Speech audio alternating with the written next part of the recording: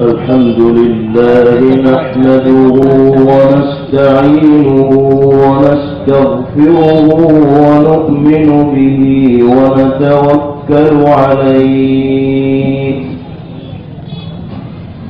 ونعوذ بالله من شرور أنفسنا ومن سيئات أعمالنا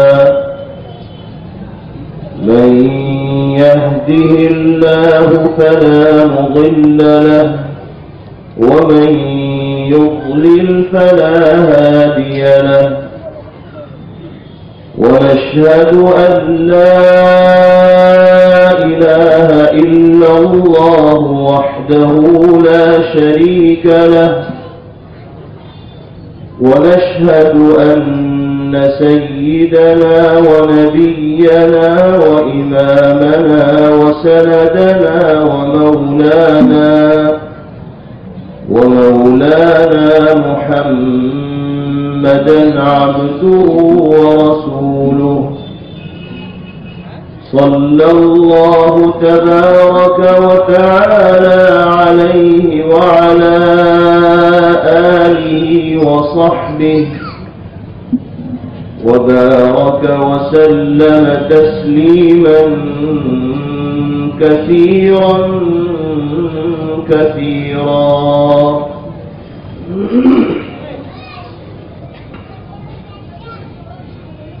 أما بعد فأعوذ بالله من الشيطان الرجيم بسم الله الرحمن الرحيم ولنبلونكم بشيء من الخوف والجوع ونقص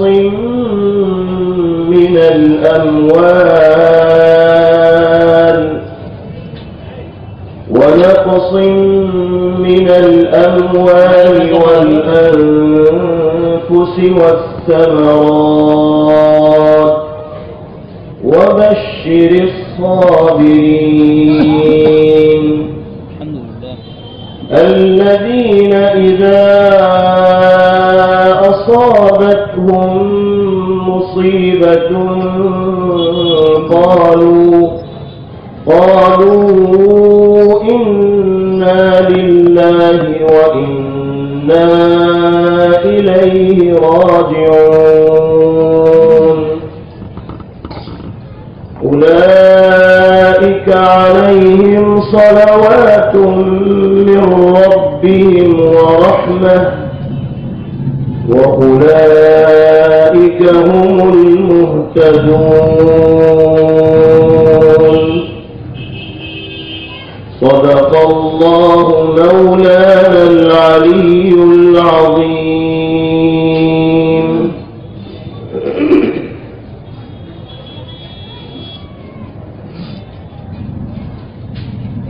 قابل صدر احترام حضرت صدر محترم دامت برکاتہم العالیہ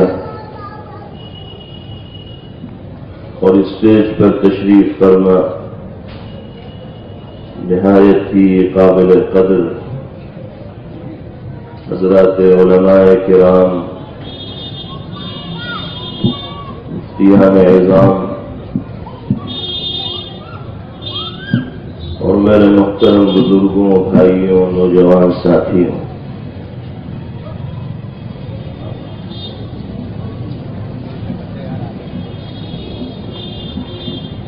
جمیعت اللہ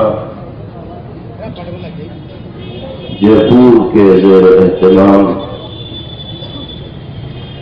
تحفظ شریعت کے عنوان پر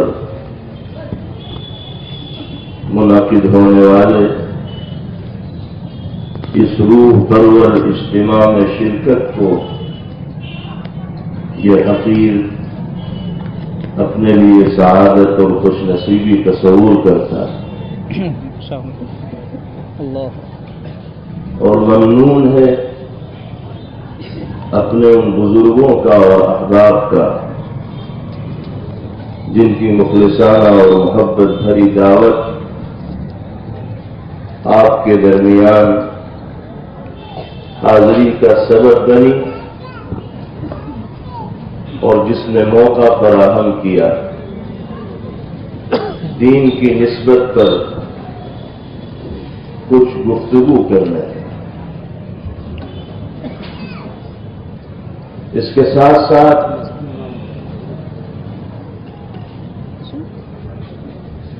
شاباش ہے آپ حضرات کے جذبہ ایمانی اور حمیت دینی کو، جس کی لاج رکھتے ہوئے حفاظت دین اور تحفظ ناموس رسالت کے جذبات سے سرشار ہو کر بھاری تعداد میں آپ یہاں تشریف لائے۔ اللہ تعالی مرتے دن تک ہمیں انہی ایمانی جذبات کے ساتھ زندگی گزارنے کی توفیق عطا فرمائے، آمین اللہم آمین۔ اور اپنے اسلاف اور بزرگوں کی زندگیوں سے سبق لیتے ہوئے اللہ اور اس کے رسول صلی اللہ تعالی علیہ وسلم کی مرضیات پر عمل کرنے کی خاطر ہر طرح کی قربانی پیش کرنے کے جذبے سے باری تعالی ہمارے قلوب کو معمور اور منور فرمائے۔ جس دین و شریعت سے اللہ رب العزت والجلال نے ہمیں وابستہ کیا ہے، جوڑا ہے، آپ تاریخ اٹھا کر دیکھ لیجئے،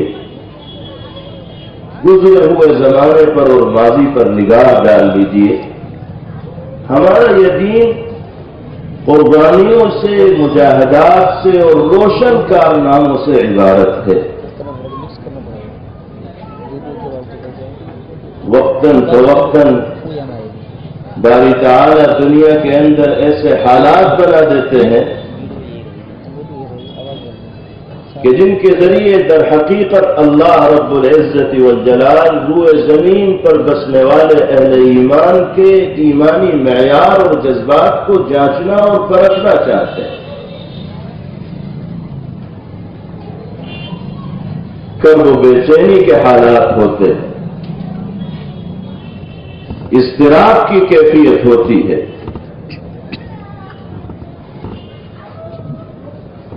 قرآنی اور نبوی تعلیمات پر حملے ہوتے ہیں، اصول دین سے طاغوتی طاقتیں ٹکرانے کی کوشش کرتی ہیں،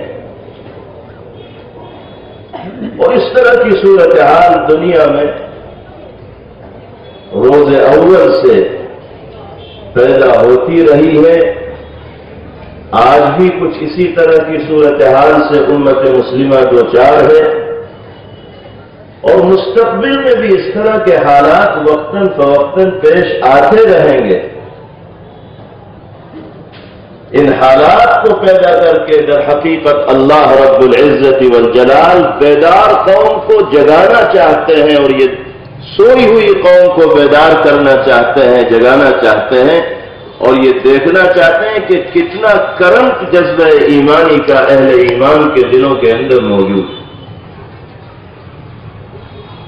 اللہ کا فضل ہے، اس کا کرم ہے کہ اس نے مسلمانوں کو عملی اعتبار سے چاہے وہ کتنے ہی کوتاہ اور گئے گزرے ہوں، لیکن اپنے دین و شریعت سے، قرآن مقدس سے اور جناب محمد الرسول اللہ صلی اللہ تعالی علیہ وسلم کی ذات پاک سے وہ جذباتی عقیدت و وابستگی عطا فرمائی ہے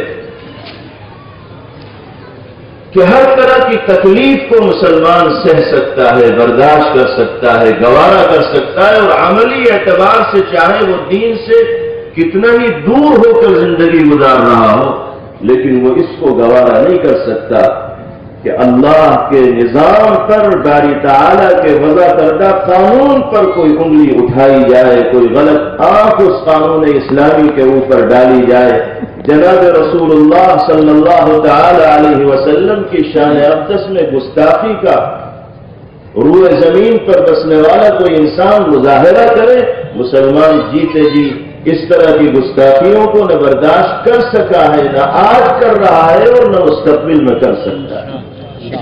اور میرے محترم بزرگوں اور بھائیوں، دین و شریعت کے ساتھ، قرآن مقدس کے ساتھ اور جناب رسول اللہ صلی اللہ تعالی علیہ وسلم کی ذات اقدس کے ساتھ یہی جذباتی عقیدت و وابستگی اس روئے زمین پر ہم سب کے لیے سب سے بڑا سرمایہ ہے۔ عمل کے اعتبار سے تو ہم بالکل خالی ہیں، اور جب اپنی سیاہ زندگی کے اوپر نگاہ ڈالتے ہیں تو تاریکی اور اندھیرے کے سوا دور تک کچھ دکھائی نہیں دیتا۔ دیر تک سوچتے رہ جاتے ہیں کہ اللہ کی بارگاہ میں رحمت کو طلب کرنے کے لیے اپنے کس عمل کو نجات کے سہارے کے طور پر پیش کریں گے۔ کوئی عمل زندگی کے اندر دکھائی نہیں دیتا۔ ہم یہ سمجھتے ہیں کہ اللہ رب العزت والجلال کے وضع کردہ قانون اور جناب محمد رسول اللہ صلی اللہ تعالی علیہ وسلم کی ذات اقدس کے ساتھ یہی جذباتی عقیدت و وابستگی ہمارے لیے دنیا میں بھی نجات کا باعث بنے گی اور آخرت میں بھی سرخروئی اور سربلندی کا ذریعہ بنے گی۔ اللہ ان ایمانی جذبات سے ہمیشہ ہمارے قلوب کو سرشار اور منور فرماتا رہے، اور اسلامی تعلیمات کو باری تعالی ہمیں اپنی زندگیوں میں نافذ کرنے کی توفیق عطا کرے۔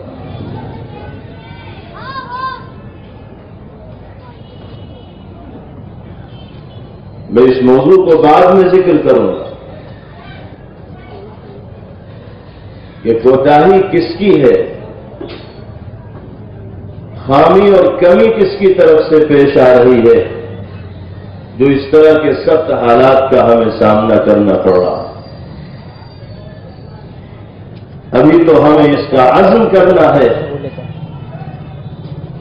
کہ اپنے ایمانی جذبات کی ہر ممکن طریقے سے حفاظت کی جائے اور اپنی زندگی کے اندر اسلامی تعلیمات و ہدایات کو نافذ کرنے کے طریقے تلاش کیے جائیں۔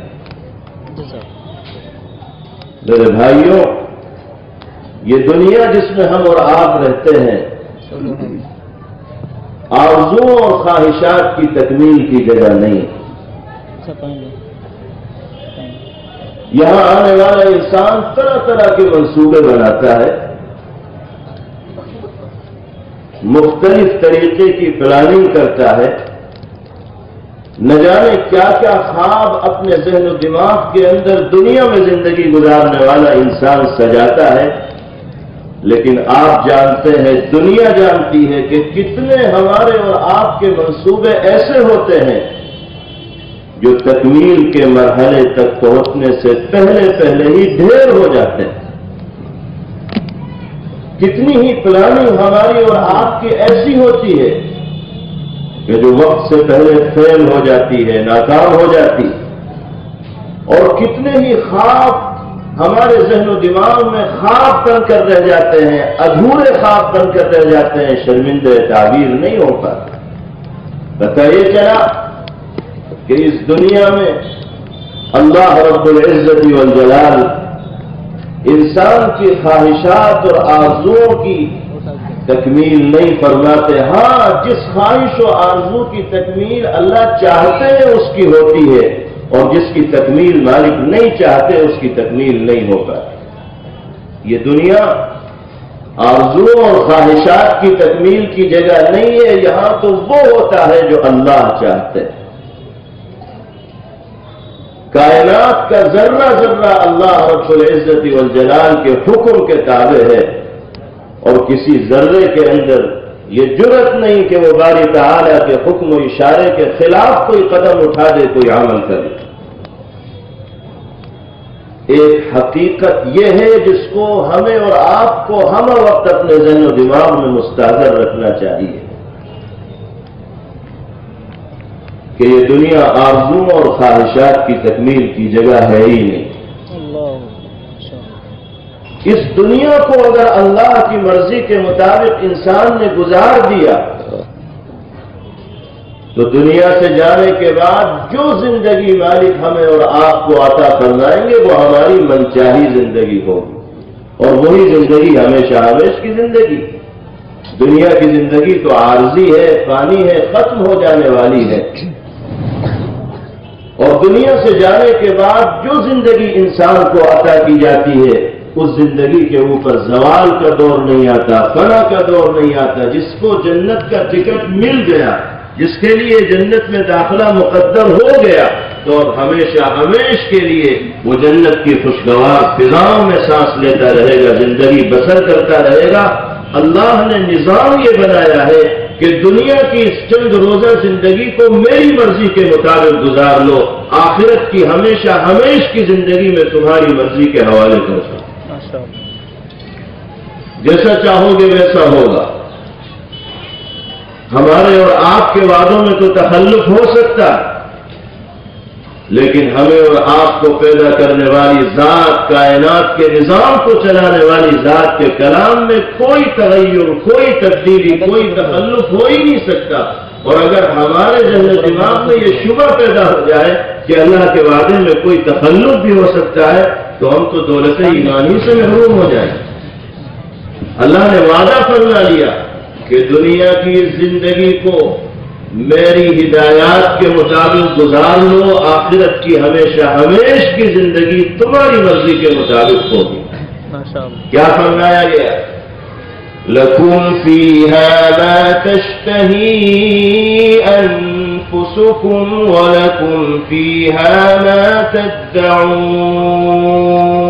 ماشاءاللہ۔ جنت میں تمہارے لیے وہ تمام چیزیں ہوں گی جس کا تمہارا جی چاہے گا، سبحان اللہ، اور جس چیز کا تم سوال کرو گے، مطالبہ کرو گے، مالک سے مانگو گے، ابھی تمہاری مانگ پوری بھی نہیں ہو پائے گی کہ اللہ رب العزت والجلال کے حکم سے تمہارا مطلوب و مقصود سامنے پیش کر دیا جائے۔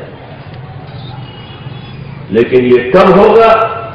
جب دنیا کی زندگی کو ہم اللہ رب العزت والجلال کی ہدایات و تعلیمات پر، قرآنی اصول پر اور نبوی نسخوں پر عمل کرنے کے لیے وقف کر دیں۔ پھر دوسری بات ہمیں ہم وقت یہ ذہن نشین رکھنی چاہیے کہ یہ دنیا آزمائش کا گھر ہے، منمانی زندگی گزارنے کی جگہ نہیں، بلکہ یہ دنیا امتحان گاہ ہے۔ یہاں مالک نے ہمیں امتحان دینے کے لیے بھیجا ہے، اور جس طریقے سے اسکولوں اور مدرسوں میں داخل ہونے والے طلباء کو مختلف موضوعات سے متعلق امتحان کے پرچوں کا جواب دینا ہوتا ہے، جو موضوعات وہ کتابوں کے اندر پڑھتے ہیں انہی موضوعات سے متعلق پرچے تیار ہوتے ہیں اور ان کے جوابات ان کو دینے ہوتے ہیں۔ سالانہ امتحان ہو، ششماہی امتحان ہو، ماہانہ امتحان ہو، جو موضوعات پڑھائے جاتے ہیں ان سے متعلق سوالات دیے جاتے ہیں، طلباء ان کے جوابات دیتے ہیں۔ اسی طرح اللہ رب العزت والجلال نے ہمیں اور آپ کو دنیا کے اندر بھیجا، گویا کہ ایک امتحان حال میں اللہ رب العزت والجلال نے انسانیت کو جمع کرنا دیا، اور پھر مختلف طریقے سے باری تعالیٰ ہمیں جانچیں گے، امتحان لیں گے، آزمائش میں مبتلا کریں گے۔ یہ جو حالات کے اندر تغیرات ہوتے ہیں، حالات میں جو زیر و بم آتا ہے، حالات میں جو سردی اور گرمی آتی ہے، یہ ساری کی ساری تبدیلیاں در حقیقت اللہ رب العزت والجلال کی جانب سے امتحان کے متعدد اور مختلف پرچے ہیں۔ اللہ اللہ اللہ اللہ۔ اس دنیا میں آنے والے انسان کو یکساں طرح کے حالات کا سامنا نہیں کرنا پڑتا، تبدیلیاں لازمی ہیں انسان کی زندگی کے اندر۔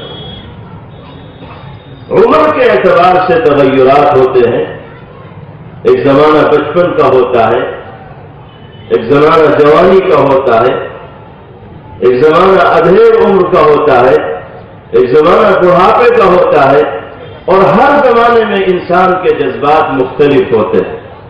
بچپن کے زمانے میں افکار و خیالات کچھ اور ہوتے ہیں، دلچسپیوں کا مرکز کچھ اور ہوتا ہے۔ جوانی کے زمانے میں اسی انسان کی دلچسپیوں کا مرکز کچھ اور چیزیں بن جاتی ہیں، اور پھر جب مزید شعور اس کو حاصل ہوتا ہے، کچھ ذمہ داریاں اس کے کاندھوں پر پڑتی ہیں، رشتے ازدواج سے منسلک ہو جاتا ہے، بچے پیدا ہونے لگتے ہیں، تو پھر سوچ و فکر کا معیار بدلنے لگتا ہے، دلچسپیوں کا مرکز تبدیل ہو جاتا ہے۔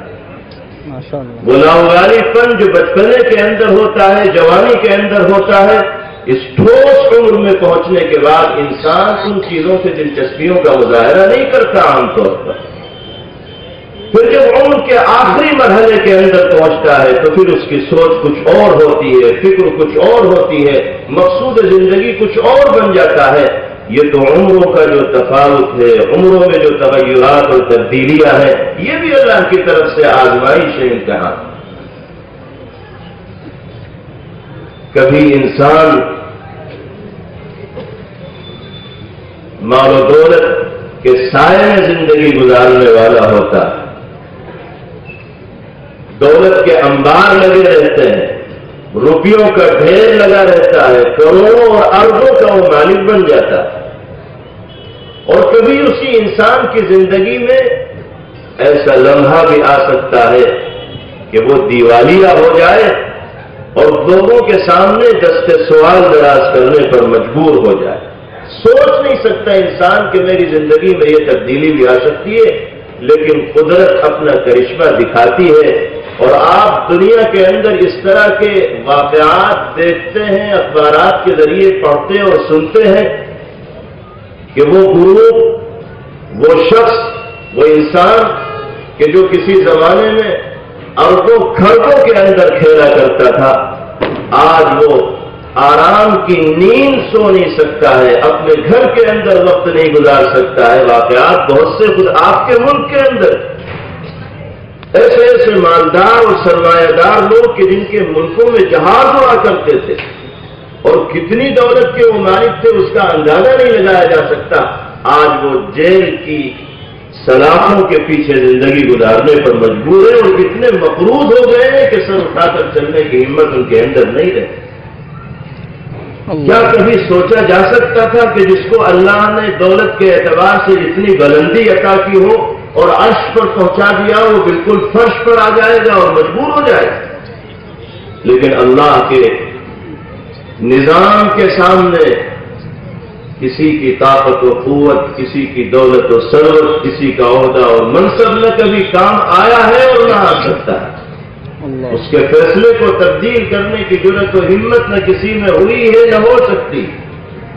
اللہ اگر مان دیتے ہیں تو آزمانے کے لیے، امتحان لینے کے لیے دیتے ہیں۔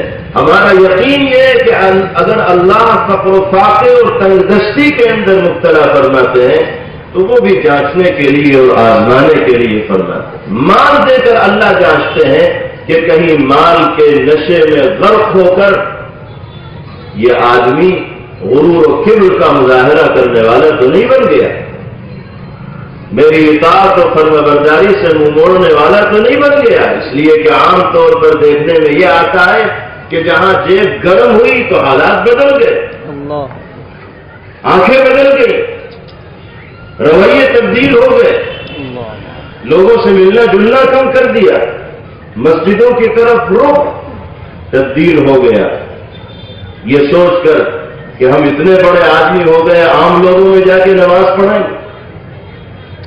دماغ کے اندر اس طرح کی چیزیں پیدا ہونے لگی۔ اگر اس طرح کی تبدیلیاں ایک مالدار کی زندگی میں مال کے نشے میں دھت ہونے کی وجہ سے پیدا ہو رہی ہیں تو وہ یقین کر لے اس بات پر کہ وہ اللہ کی جانب سے دیے گئے اس امتحان میں ناکام ہو رہا ہے۔ کامیابی کا تقاضا یہ ہے کہ جس حال میں بھی اللہ رکھیں، ہمیں اس کی رسی کو مضبوطی سے تھامے رہنا ہے، اس کی اطاعت و فرمانبرداری کرتے رہنا ہے، اور دینی ذمہ داریوں کو حسن و خوبی کے ساتھ انجام دینے کی فکر کرنی۔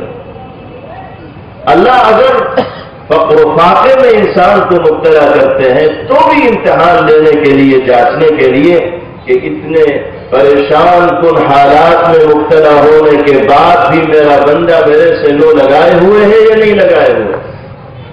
کئی حالات میں گر کر یہ سیدھے راستے کو چھوڑ تو نہیں بیٹھا، کئی پریشانیوں میں گرفتار ہو کر یہ نمازوں سے دور تو نہیں ہو گیا، کہیں لقمے کا محتاج ہو کر یہ دینی تقاضوں پر عمل کرنے سے غافل تو نہیں ہو گیا. اللہ جانچتے ہیں، آزماتے ہیں.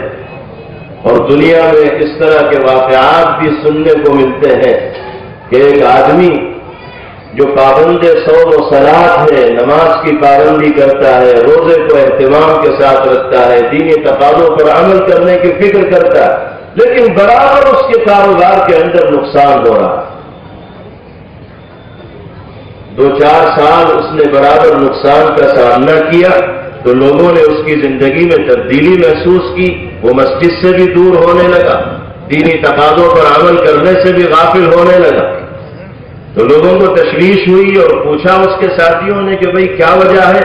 تم تو مسجد میں پہلی صف میں دکھنے والے لوگوں میں سے تھے اور خیر کے کاموں میں بڑھ چڑھ کر حصہ لے رہے تھے اور بڑی دلچسپی کے ساتھ دینی تقاضوں پر عمل کی فکر تمہارے دل کے اندر پائی جاتی تھی، لیکن اب تو تمہارا رویہ بدلا سے محسوس ہو رہا ہے. یہ واقعہ پیش آیا اسی دنیا کے اندر. تو وہ کیا جواب دیتا ہے؟ وہ یہ کہتا ہے کہ میں نے 4 سال سے نمازوں کی پابندی شروع کی تھی، لیکن میرا کاروبار تو اسی ڈھرے کے اوپر چل رہا ہے جس ڈھرے پر نماز کی پابندی کرنے سے پہلے چلا کرتا تھا. مجھے تو کاروبار میں کوئی بڑھوتری ہوتی ہوئی دکھائی نہیں دی. میں نے تو اللہ کو ہر طرح راضی کرنے کی اور بنانے کی کوشش کر لی، دینی کاموں میں بڑھ چڑھ کر حصہ بھی لے لیا، روزوں کی پابندی بھی کر لی، 5 وقتہ نمازوں کی پابندی بھی کر لی، لیکن میں تو چوں کا تو ہی ہوں. اس لیے اب تو میں سمجھتا ہوں کہ میں پہلے ہی ٹھیک تھا جب نمازوں سے دور تھا اور دینی تقاضوں پر عمل کرنے سے غافل تھا، لیکن تو وہی زندگی بہتر تھی جب نمازوں سے مجھے کوئی فائدہ نہیں مل رہا. اس طرح کے جملے کوئی اور نہیں، وہ مسلمان اپنی زبان سے ادا کرتا ہے کہ جو اللہ کی ذات و صفات پر، اس کے وعدوں پر اور جناب محمد رسول اللہ صلی اللہ تعالی علیہ وسلم کی حقانیت و صداقت پر ایمان و یقین کے کلمات اپنی زبان سے ادا کرنے والا ہے. وہ حالات میں گرفتار ہو کر اتنا عملی اعتبار سے کوتاہ ہو جاتا ہے کہ کفریہ جملے اس کی زبان سے ادا ہونے لگتے ہیں. اس طرح کے لوگ در حقیقت امتحان میں ناکام ہیں. کامیابی کا تقاضا یہ کہ جس حال میں اللہ رکھے ہمیں تو اس کی رسی کو مضبوطی سے تھامے رہنا ہے اور دینی تقاضوں پر عمل کرنے کو اپنی زندگی کی اولین ترجیحات میں شامل کرنا. اللہ تعالی نے ادائیگی شکر کا موقع ہر انسان کو عطا کر رکھا، چاہے کسی بھی حال میں، کمزور سے کمزور حال میں انسان زندگی گزار رہا ہو. باری تعالی کی رحمتوں کا، نعمتوں کا ایسا فیضان ہے اور کرم فرمائیوں کا ایسا سلسلہ ہے کہ دنیا کا کوئی کمزور سے کمزور حال رکھنے والا انسان یہ نہیں کہہ سکتا کہ مجھ پر اللہ رب العزت والجلال کے فضل و کرم کی بارش نہیں ہو رہی. ہم غور تو کریں اللہ کی نعمتوں پر، سوچیں تو صحیح باری تعالیٰ کے احسانات اور کرم فرمائیوں کے بارے میں. حضرت شیخ سعدی شیرازی علیہ الرحمہ جو بہت بڑے بزرگ گزرے ہیں اور اللہ نے بڑی فہم و دانش ان کو عطا فرمائی تھی اور بڑی حکمت کی باتیں اللہ تعالیٰ نے ان کی زبان سے کہلوائیں اور کئی حکمت بھری باتوں کے مجموعے انہوں نے مرتب کیے فارسی زبان میں جو آج تک مدارس کے نصاب میں داخل درس ہیں، پڑھائے جاتے ہیں. شیخ سعدی علیہ الرحمہ کے حالات میں لکھا ہے کہ ایک زمانہ شیخ کی زندگی میں بڑی غربت کا گزرا ہے، ایسی غربت کہ پیروں میں پہننے کے لیے چپل اور جوتے تک میسر نہیں. لیکن تنگی کے اس زمانے میں بھی دینی درد اللہ کا وہ ولی اپنے دل کے اندر لیے ہوئے تھا. دینی فکر اور قرآن کا حامل بن کر زندگی گزار رہا تھا اور ہر ممکن طریقے سے اپنے مالک کی اطاعت و فرمانبرداری میں لگا ہوا ہے، لیکن انسان تھے، اور جب انسان حالات میں گرتا ہے تو بعض دفعہ طرح طرح کے خیالات اور وساوس دل کے اندر پیدا ہوتے ہیں، اور ان وسوسوں کا کوئی علاج بھی نہیں، خود بخود جو خیالات دل کے اندر آ جائیں ان پر اللہ کی طرف سے کوئی گرفت پکڑ اور مواخذہ بھی نہیں ہوتا، اس لیے کہ وہ انسان کے بس سے باہر کی چیز ہے۔ شیخ فرماتے ہیں کہ غربت کے اسی زمانے میں ایک مرتبہ میں نماز پڑھنے کے لیے مسجد کی طرف جا رہا تھا اور میرے پیروں میں چپل اور جوتے بھی نہیں، اللہ، سخت گرمی کا زمانہ تھا، محسوس ایسا ہوتا تھا کہ زمین آگ اگل رہی ہے اور آسمان گرمی کی بارش کر رہا ہے۔ اس تپتی ہوئی زمین پر میں ننگے پیر اللہ کی عبادت کے لیے اس کی بارگاہ میں حاضری کی نیت سے چلا جا رہا تھا کہ یکایک دل کے اندر ایک خیال آیا، ایک وسوسہ پیدا ہوا جس پر ان کو بھی کوئی اختیار نہیں تھا۔ بات دل میں یہ آئی کہ اللہ کا نظام بھی عجیب ہے، باری تعالیٰ کے فیصلے بھی عجیب ہیں۔ وہ لوگ جو اللہ کو معبود ماننے کو تیار نہیں، جو اپنی پیشانی کو اس کی بارگاہ میں جھکانے کے لیے تیار نہیں، جو اس کی اطاعت و فرمانبرداری کے لیے تیار نہیں، ان کو تو اللہ نے چھپر پھاڑ کر دولت دے رکھی ہے، طرح طرح کی نعمتوں سے نواز رکھا ہے، بہترین مکانات میں وہ رہتے ہیں اور تمام راحت کے اسباب اور ضروریات ان کو مہیا ہیں، اور مجھ جیسا غریب و فقیر جس نے اپنی زندگی کو اللہ کی مرضیات پر عمل کرنے کے لیے وقف کر دیا، اس کا ایسا امتحان لیا جا رہا ہے کہ پہننے کے لیے چپل تک میسر نہیں۔ اللہ اللہ اللہ اللہ، یہ خیال ہی کی حد تک تھا، زبان پر اس طرح کا کوئی کلمہ شیخ کی نہیں آیا تھا، لیکن یہ احساس پیدا ہوا، اور جب آدمی حالات میں گرتا ہے تو طرح طرح کے خیالات آتے ہی ہیں۔ شیخ فرماتے ہیں کہ انہی خیالات کے ساتھ میں مسجد کی طرف قدم بڑھا رہا اور اپنے آپ کو تسلی دینے کی کوشش کر رہا تھا، صبر کے دامن کو مضبوطی سے تھاما ہوا تھا کہ مسجد سامنے آئی، مسجد کی سیڑھیوں پر قدم رکھ کر میں نے اندر جانا شروع کیا تو میں نے مسجد کی دہلیز پر ایک آدمی کو جھولی پھیلائے ہوئے مانگتے ہوئے دیکھا۔ میری نگاہ جب اس مانگنے والے کے جسم پر پڑی اور سر سے لے کر پیر تک میں نے اس پر نگاہ ڈالی تو مجھے اس کے جسم میں دونوں پیر دکھائی نہ دیے۔ میں نے یہ سمجھا کہ یہ آدمی پیر کی دولت سے محروم ہے۔ جب میرے سامنے یہ بات آئی کہ اللہ کا یہ بندہ پیر ہی کی دولت سے محروم ہے تو دل میں یہ خیال پیدا ہوا کہ اللہ نے مجھے میرے خیال کا جواب دے دیا۔ اللہ اللہ اللہ اللہ، فوراً اللہ کا شکر ادا کیا، الحمدللہ اور سبحان اللہ کے کلمات زبان سے ادا کیے، مسجد میں جا کر سجدہ ریز ہوئے اور مالک کا شکر ادا کرتے ہوئے فرمانے لگے کہ اللہ تیرا کتنا بڑا کرم ہے، تو نے مجھے چپلوں سے یقیناً محروم کر رکھا ہے لیکن پیر کی دولت سے تو تو نے مالا مال کیا ہوا ہے۔ یہ بندہ تو تیرا ایسا ہے کہ جس کے پاس پیر ہی نہیں۔ انسان سوچے تو صحیح اللہ کے انعامات کے بارے میں، مالک کے احسانات اور کرم فرمائیوں کے سلسلے میں غور تو کرے۔ وہ زندگی کے کسی بھی مرحلے کے اندر ہو، کسی بھی حالت کے اندر ہو، اس کو اللہ کی نعمتوں پر شکر کی ادائیگی کا موقع ملے گا، اور جب شکر کی ادائیگی کا موقع ملتا ہے تو قدردانی کے جذبات دل کے اندر پیدا ہوتے ہیں، اور جب قدردان انسان نعمت الہیہ کا بنتا ہے تو زندگی میں مزید نعمتوں کے نزول کا فیصلہ کیا جاتا ہے۔ تو میں یہ عرض کر رہا تھا کہ یہ دنیا خواہشات کی تکمیل کی جگہ نہیں ہے، نمبر 1۔ نمبر 2، اللہ نے اس دنیا کو آزمائش اور امتحان کا گھر بنایا۔ یہاں ہم جو چاہیں گے وہ نہیں ہوگا، اللہ جو چاہیں گے وہی ہوگا۔ ہمیں تو اللہ کی مرضی کو سمجھتے ہوئے اس کے مطابق زندگی گزارنی ہے، اور اسی راستے سے کامیابی انسانوں کو ملی ہے، آج بھی ملے گی اور کل بھی ملے گی۔ اور جو اس راستے سے ہٹا نہ وہ پہلے کامیاب ہوا، نہ آج ہو سکتا ہے اور نہ کل ہو سکتا ہے۔ اور حالات میں جو سردی اور گرمی آتی ہے، تغیرات اور تبدیلیاں ہوتی ہیں، یہ اللہ کی طرف سے آزمائش و امتحان ہوتا ہے۔ اللہ نے صاف لفظوں میں قرآن کریم کے اندر امتحان کے پرچوں کو واضح کر دیا۔ دنیا میں تو طالب علموں کے سامنے پرچے لیک نہیں کیے جاتے، بلکہ بر وقت پرچے ان کے سامنے پیش کیے جاتے ہیں، پہلے سے پتہ چل جائے تو امتحان کا کیا مطلب رہ جائے۔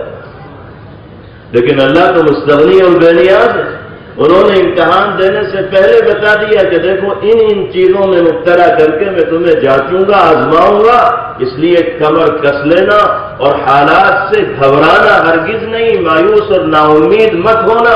کامیابی کا جو راستہ میں نے اور میرے حبیب نے بتا دیا ہے، اگر تم سخت سے سخت حالات میں اس کو مضبوطی سے پکڑے رہے تو کسی امتحان میں ناکامی کا منہ نہیں دیکھ سکتے۔ کیا ہے پرچے؟ قرآن میں ارشاد فرمایا گیا، وَلَنَبْلُوَنَّكُمْ بِشَيْءٍ مِّنَ الْخَوْفِ وَالْجُوعِ وَنَقْصٍ مِّنَ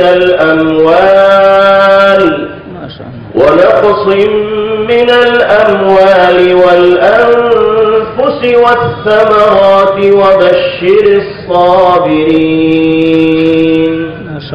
اللہ فرماتے ہیں کہ ہم ضرور ضرور تمہیں جانچیں گے، آزمائیں گے، امتحان لیں گے۔ کیسے امتحان لیں گے؟ بِشَيْءٍ مِّنَ الْخَوْفِ،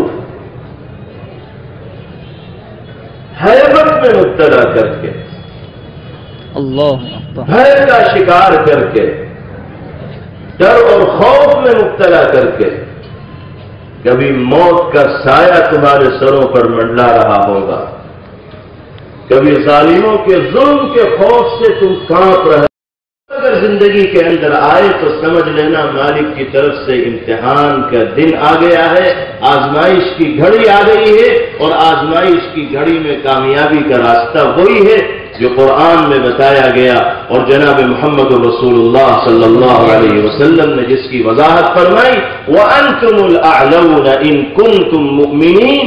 ایمانی تقاضوں پر اگر 100% عمل کرتے رہے تو دنیا کی کوئی طاقت تمہیں زیر نہیں کر سکتی، اور طاغوتی طاقتیں اپنی تمام تر توانائیوں کو صرف کرنے کے باوجود تمہارا بال بیٹا نہیں کر سکتی، مگر شرط یہ ہے کہ جذبہ ایمانی کو اپنے دلوں کے اندر زندہ رکھو اور اس کے تقاضوں پر عمل کرنا اپنے لیے سعادت تصور کرتے رہو۔ آج جو حالات ہیں دنیا کے، ملک کے حالات کو چھوڑ دیجئے، دنیا کے جو حالات ہیں، امت مسلمہ کو جن حالات سے ساری دنیا کے اندر دوچار ہونا پڑ رہا ہے، وہ اب کسی پر مخفی اور پوشیدہ نہیں رہے ہیں۔ ہم تو اپنے ملک کے حالات کا رونا روتے ہیں، یہاں تو ہمارے ساتھ غیر بھی رہتے ہیں اور غیر ہی حکمراں بنے ہوئے ہیں، لیکن دنیا کے وہ ممالک کہ جہاں 95% مسلمان ہیں، 99% مسلمان ہیں، 100% مسلمان ہیں، وزراء، سلاطین، حکمراں، سپاہی اور افواج سب کے سب مسلمان ہیں، وہیں کون سے سکون کی اور چین کی زندگی مسلمان گزار رہا ہے؟ وہاں تو یہاں سے زیادہ خون خرابہ ہو رہا ہے۔ اللہ اللہ اللہ اللہ، خون کی ندیاں بہ رہی ہیں۔ شام میں آپ دیکھ لیجئے، عراق میں آپ دیکھ لیجئے، الجزائر میں آپ دیکھ لیجئے، لاکھ مسلمان اس دنیا سے جا چکے ہیں آپسی اختلاف، آپسی انتشار اور آپسی دشمنی کی وجہ سے۔ وہاں کون سی غیروں کی ایسی طاقت ہے جو ان پر جبر کر رہی ہے، زیادتی کر رہی ہے، ان کو مظالم کا نشانہ بنا رہی ہے؟ اپنوں ہی میں سے اس طرح کے لوگ کھڑے ہوتے ہیں جو آپس میں دست و گریباں ہو جاتے ہیں اور ایک دوسرے کے خون کے پیاسے ہو جاتے ہیں۔ یہ حالات میرے بھائیوں، کہنا یہ چاہتا ہوں کہ خود بخود نہیں پیدا ہوتے، کوئی وجہ ہوتی ہے جس کی بنا پر اللہ امت کو اس طرح کے حالات سے دوچار کرتا ہے۔ نظام تو سب کچھ اللہ کے قبضے قدرت میں ہے، وہ جانتا ہے کہ کون میری ذات پر ایمان لانے والے، کون مجھے معبود ماننے والے، کون مجھے مشکل کشا اور حاجت روا ماننے والے ہیں، اور کون میری وحدانیت کا، میری معبودیت کا اور اپنے بندہ ہونے کا انکار کرنے والے ہیں۔ اللہ کے علم میں تو سب کچھ ہے، اور وہ جو چاہے ویسا کر سکتا ہے، وہ تو اشارہ کرے گا اور دنیا میں تبدیلیاں رونما ہو جائیں۔ لیکن ان تمام چیزوں کے باوجود امت مسلمہ ساری دنیا میں سخت ترین حالات سے دوچار ہو کر زندگی گزار رہی ہے۔ اس کے پیچھے کوئی نہ کوئی راز ہے، کوئی نہ کوئی سبب ہے، کوئی نہ کوئی وجہ ہے، اس کو تلاش کرنے کی ضرورت ہے۔ جب تک اس وجہ کو سامنے نہیں لایا جائے گا اور حقیقی سبب کو دور کرنے کی کوشش نہیں کی جائے گی، اس وقت تک آپ لاکھ جلسے کرتے رہیں، لاکھوں کروڑوں لوگوں کو اکٹھا کرتے رہیں، نہ حالات تبدیل ہوئے ہیں نہ ہو سکتے ہیں۔ تبدیلی کا واحد ذریعہ اللہ رب العزت والجلال کی تعلیمات و ہدایات پر اور دینی تقاضوں پر عمل کرنا۔ جب تک مسلمان کامل مسلمان بن کر زندگی نہیں گزارے گا، اس کی زندگی سے حالات کا، مسائل کا، پریشانیوں کا خاتمہ ہو ہی نہیں سکتا۔ ملک کے جو حالات ہیں اور جو مسائل اس وقت شہ سرخیوں میں ہیں، جن پر ڈبیٹ ہو رہی ہے ٹیلی ویژن پر، الیکٹرانک اور پرنٹ میڈیا پر جو مسائل چھائے ہوئے ہیں، وہ آپ کے سامنے آ بھی چکے اور آپ ان سے واقف و باخبر بھی ہیں۔ تفصیل بھی حضرت مولانا مفتی ذاکر صاحب دامت برکاتہ نے آپ کے سامنے پیش کر دی ہے۔ یہ بات بالکل صحیح ہے کہ ہم کسی طرح کی مداخلت کو جو دین کے اندر ہو، اسلامی قانون کے اندر ہو، پیغمبر علیہ الصلوۃ والسلام کی ہدایات کے اندر ہو، برداشت نہیں کر سکتے، گوارا نہیں کر سکتے۔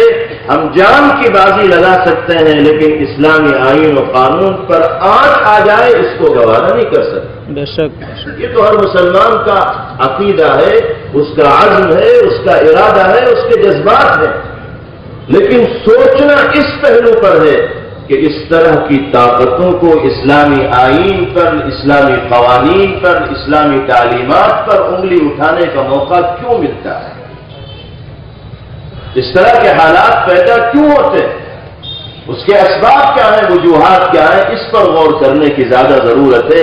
اگر ہم صحیح سبب تک پہنچ گئے اور اس کے خاتمے کی ہم نے کوشش کر لی تو یہ ساری کی ساری طاقتیں ڈھیر ہو جائیں گی، ان کے منصوبے ناکام ہو جائیں گے، یہ اپنی سازشوں کے اندر انشاءاللہ فیل ہو جائیں گے، کوئی منصوبہ پائے تکمیل تک نہیں پہنچ پائے۔ بے شک انشاءاللہ۔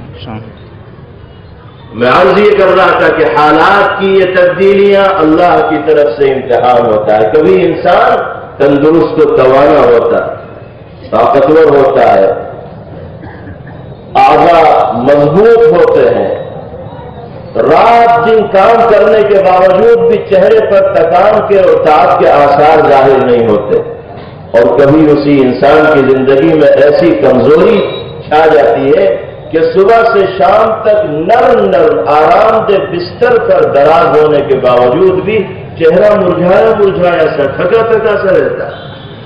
وہی آدمی جو 24 گھنٹے مسلسل کام کرتا تھا اور پلک نہیں جھپکتی تھی، تھکان کے آثار ظاہر نہیں ہوتے تھے، اسی کی زندگی میں تبدیلی آ جاتی ہے کہ صبح سے شام تک آرام کرنے کے باوجود بھی تھکان دور نہیں ہوتی۔ یعنی کبھی صحت کا زمانہ ہے، کبھی بیماری کا زمانہ ہے، کبھی تندرستی کی حالت ہے اور کبھی امراض میں مبتلا ہو کر انسان زندگی گزار رہا ہے۔ دونوں زمانوں میں اللہ تعالی انسان کو جانچنا چاہتے ہیں کہ تندرست و توانا انسان کہاں تک میری اطاعت و فرمانبرداری کر رہا ہے، اور بیمار انسان کس حد تک میری ہدایات پر عمل کرنے والا بنا ہوا ہے۔ کہیں اپنی طاقت و توانائی کے ذوم میں انسان میری ہدایات پر عمل کرنے سے غافل تو نہیں ہو گیا؟ یہ کہیں امراض اور بیماریوں میں گرفتار ہونے کی وجہ سے انسان اپنی دینی ذمہ داریوں کی ادائیگی سے غافل تو نہیں ہو گیا؟ اللہ اس کو جانچنا چاہتے ہیں، پرکھنا چاہتے ہیں۔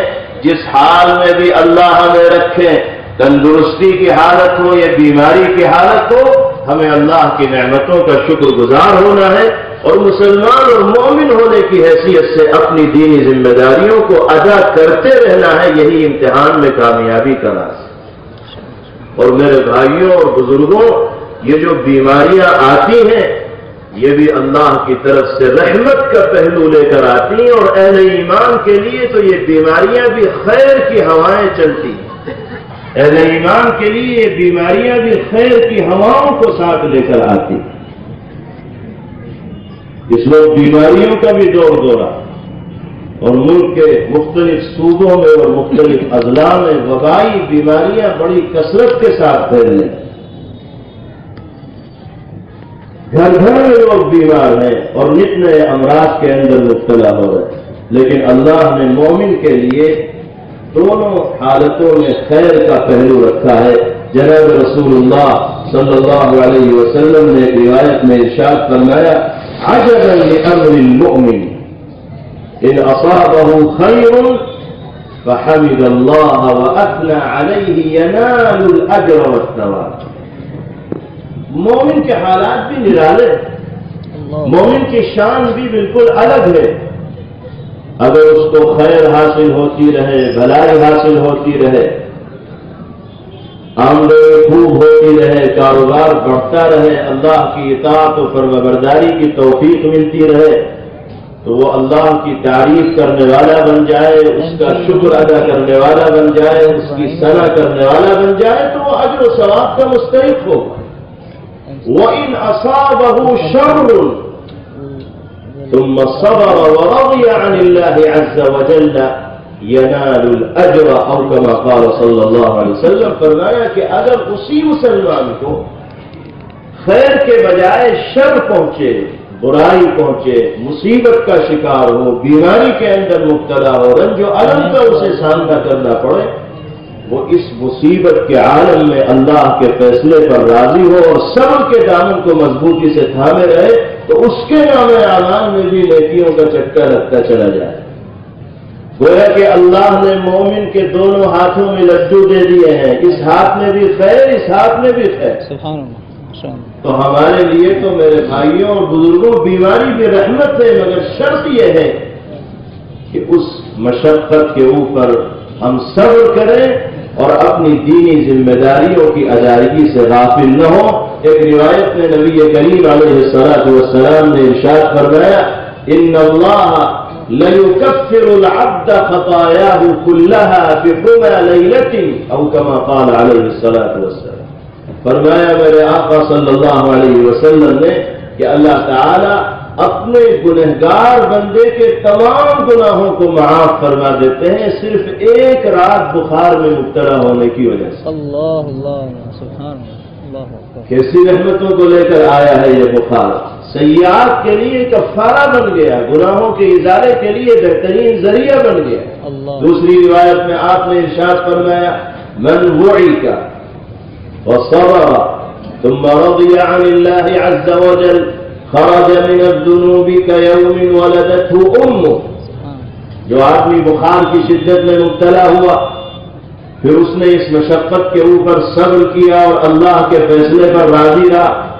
صبر کرنے کا مطلب یہ نہیں ہے کہ بیمار ہونے کے بعد ہاتھ پر ہاتھ رکھ کے گھر میں بیٹھے ہوئے ہیں کہ بیماری دینے والا بھی وہی ہے، دور کرنے والا بھی وہی ہے، تو ہمیں دوا علاج کرنے کی کیا ضرورت، یہ مطلب نہیں ہے صبر کا۔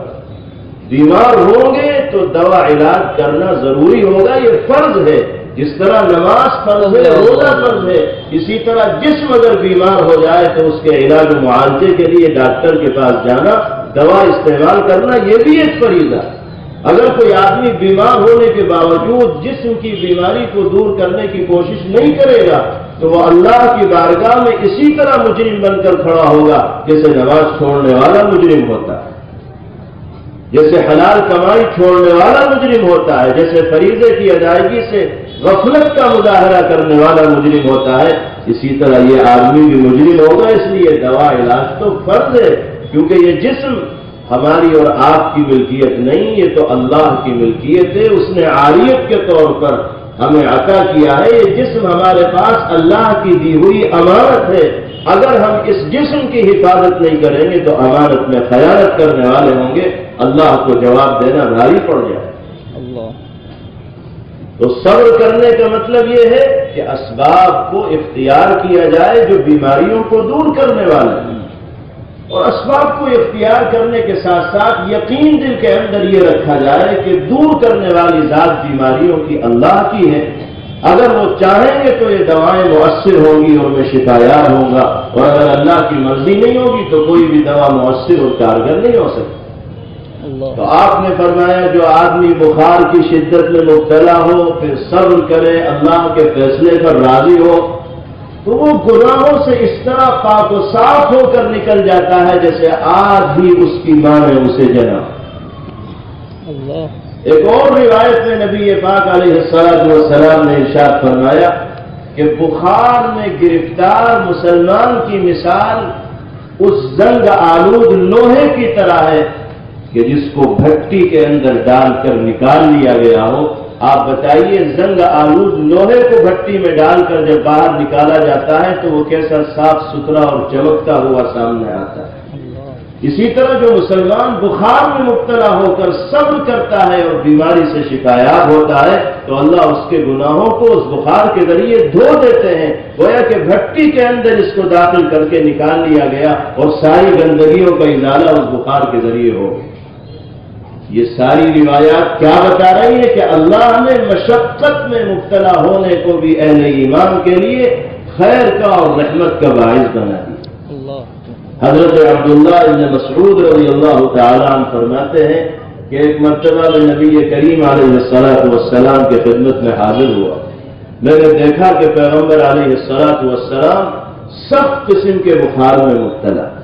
میں نے عرض کیا یا رسول اللہ انک توعک وعکا شدیدا، اے اللہ کے رسول آپ تو بہت سخت بخار میں مبتلا۔ حضور پاک علیہ السلام نے فرمایا کہ جی ہاں، مجھے عام انسانوں کے مقابلے میں دگنا بخار چڑھا ہوا ہے۔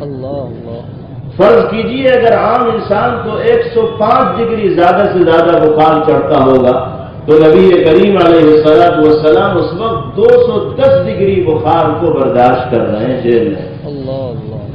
اور یہ تو کمال تھا پیغمبر علیہ السلام کا کہ آپ برداشت کر گئے، ورنہ عام انسان تو اتنے بخار کو اور اتنی حرارت کو جھیل سکتا ہی نہیں، برداشت کر ہی نہیں سکتا۔ اور آپ کیوں نہ برداشت کر پاتے جبکہ اللہ نے آپ کو جسمانی طور پر بھی وہ غیر معمولی طاقت و قوت عطا فرمائی تھی جس کو عام انسان سوچ بھی نہیں سکتا۔ صحیح روایات میں آتا ہے کہ سرکار دو عالم جناب محمد رسول اللہ صلی اللہ تعالی علیہ وسلم کو تنہا 40 جنتی مردوں کے برابر جسمانی طاقت عطا کی گئی، اور ایک جنتی مرد کو دنیا کے 100 تندرست و توانا مردوں کے برابر طاقت حاصل ہوتی ہے۔ اب آپ حساب لگاتے رہیے کتنے ہزار طاقتور مردوں کے برابر تنہا طاقت میرے آقا صلی اللہ علیہ وسلم کے پاس۔ تو آپ کو تو اگر 1000 ڈگری بھی چڑھ جاتا تو اس کو بھی آپ ہنستے کھیلتے برداشت کر جاتے اور آپ پر کوئی اثر نہ ہوتا۔ اللہ نے بنایا ہی کچھ اس انداز میں تھا اپنے حبیب صلی اللہ تعالی علیہ وسلم۔ حضرت عبداللہ ابن مسعود رضی اللہ تعالی عنہ نے بڑی حیرانی کے ساتھ آپ کے جواب کو سنا اور پھر ارشاد فرمایا کہ یا رسول اللہ جب آپ کو بخار بھی دگنا چڑھا ہوا ہے تو پھر تو ثواب بھی آپ کو دوہرا ملے گا۔ تو نبی کریم علیہ السلام نے فرمایا بلا لی الاجر مرتین، کیوں نہیں، مجھے ثواب بھی دگنا ملے۔ جتنی مشقت صبر کرتے ہوئے جھیلی جائے گی اسی درجے کا ثواب اور اجر بھی انسان کے لیے متعین ہوگا۔ پھر اس کے بعد پیغمبر علیہ السلام نے ہم جیسے گنہگاروں کے لیے تسلی کے یہ کلمات ارشاد فرمائے کہ جس مسلمان کو بھی اس روئے زمین پر کوئی تکلیف پہنچے، کوئی بیماری لاحق ہو، کسی مرض کا شکار ہو، رنج و الم کے اندر مبتلا ہو اور وہ اس پر صبر کرنے والا بن جائے تو اس کی زندگی سے گناہ اسی طرح دور کر دیے جاتے ہیں جیسے پتجھڑ کے موسم میں درخت سے سوکھے سوکھے پتے جھڑتے ہیں، اسی طرح اللہ اس کے گناہوں کو صاف کر دیتے ہیں، جھاڑ دیتے ہیں، دور کر دیتے ہیں۔ تو اللہ نے ہر اعتبار سے خیر کا پہلو اہل ایمان کے اندر رکھا۔ بیماریوں کے اس دورانیے میں ہمیں یہ بات ذہن نشین رکھنی چاہیے کہ یہ بھی اللہ کی طرف سے آزمائش ہے، اور اس آزمائش میں کھڑا اترنے کا طریقہ وہی ہے جو اللہ اور اس کے رسول صلی اللہ علیہ وسلم نے فرمایا کہ صبر کا دامن مضبوطی سے تھاما جائے، اللہ کے فیصلے پر رضامندی کا اظہار کیا جائے اور دینی تقاضوں پر عمل کرنے سے گریز نہ کیا جائے۔ وبشر الصابرین، اور صبر کرنے والوں کے لیے بشارت ہی بشارت ہے، خوشخبریاں ہی خوشخبریاں۔ لیکن اس کے ساتھ ساتھ ہمیں اس بات پر بھی غور کرنا ہے کہ اس طرح کے حالات رونما ہوتے ہیں تو کیوں ہوتے ہیں؟ اجتماعی طور پر امت مسلمہ کو سنگین حالات کا سامنا کیوں کرنا پڑتا ہے؟ یہ وبائی بیماریاں اگر پھیل رہی ہیں تو اس کے وجوہات اور اسباب کیا ہیں؟ مختلف طرح کے وجوہات اور اسباب بیان کیے جاتے ہیں۔ کوئی موسم کی تبدیلی کو وجہ بتاتا ہے کہ اب دنیا کے موسم الٹ پلٹ ہو گئے ہیں، گرمی میں سردیاں رہتی ہیں اور سردی میں بھی گرمی ہو جاتی ہے۔ موسموں کی یہ تبدیلیاں بھی بیماریوں کے آمد کا ذریعہ اور سبب بنتی ہے۔ اور ایک افواہ بہت گردش کر رہی تھی ان دنوں میں جب بیماریاں عام ہو رہی تھیں کہ دوا بنانے والی کمپنیاں کوئی وائرس چھوڑتی ہے، اس وائرس میں مبتلا ہو کر بڑی تعداد میں لوگ بیمار ہوتے ہیں، اور جب بڑی تعداد میں لوگ بیمار ہوتے ہیں تو دوا بنانے والی کمپنیوں کی چاندی ہو جاتی ہے، ان کی دوائیں خوب بکتی ہیں، ان کا کاروبار آسمان چھونے لگتا ہے۔ تو وہ ہر سال آبادیوں میں وائرس چھوڑ دیتی ہیں اپنے کاروبار کو بڑھانے کے لیے۔ میں عرض یہ کرنا چاہتا ہوں کہ اس طرح کے اسباب و وجوہات حالات کے اگر ہمارے سامنے آتے ہیں تو در حقیقت یہ اسباب و وجوہات حقیقی سبب سے ہماری توجہ کو موڑنے کی سازش ہوتی ہے۔ اس طرح کی افواہیں عام کرنے کے ذریعے حقیقی سبب سے ہماری توجہ کو ہٹانے کی کوشش کی جاتی ہے۔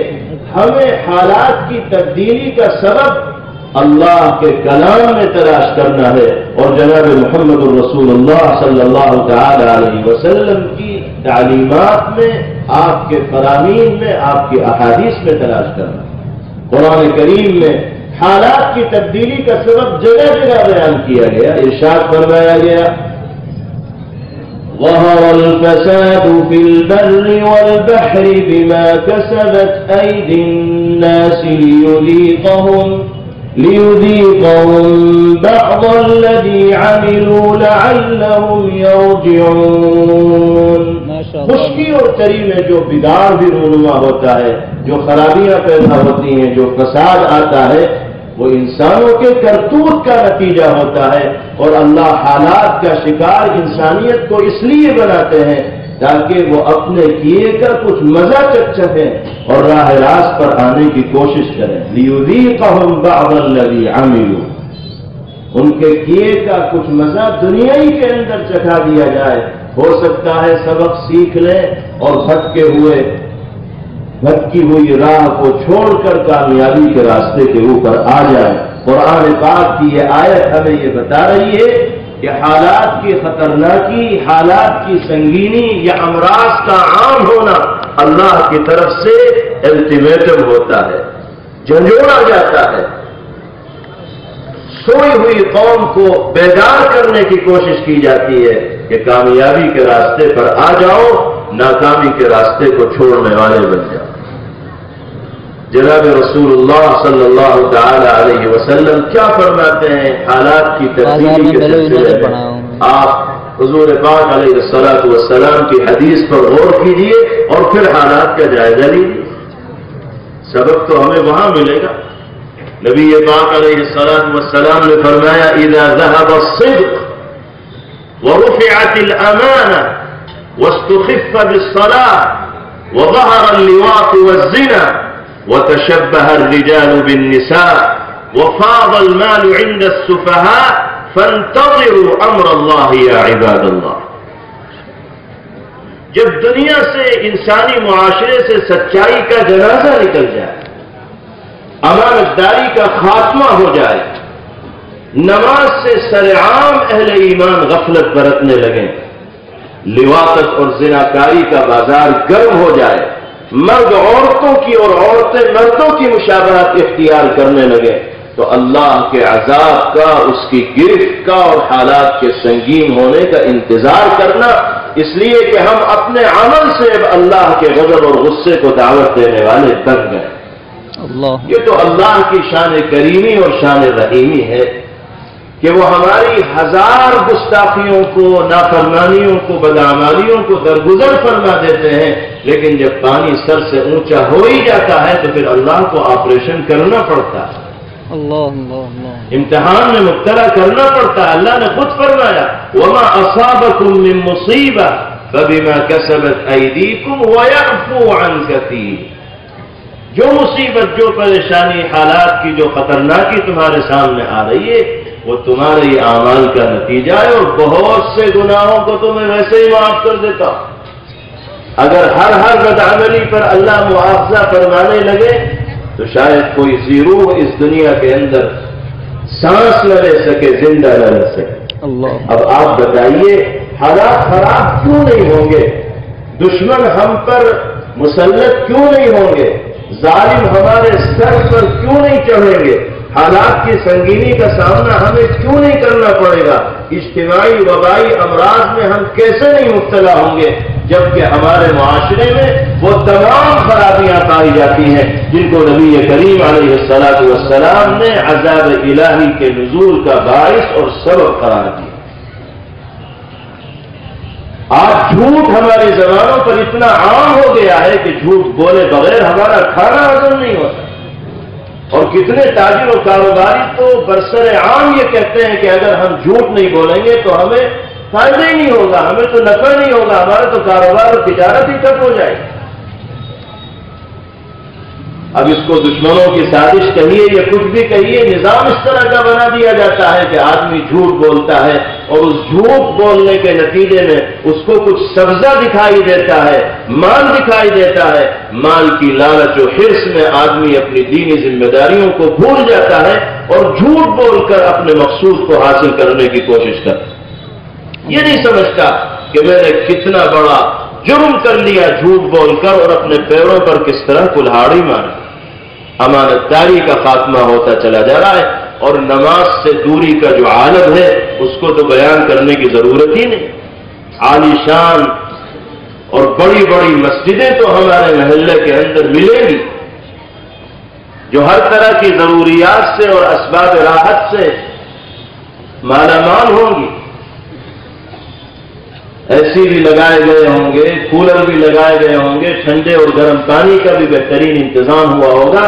لیکن بتائیے کہ ان مساجد کو آباد کرنے والے اہل ایمان کتنی تعداد میں اللہ کی بارگاہ میں حاضری دیتے ہیں؟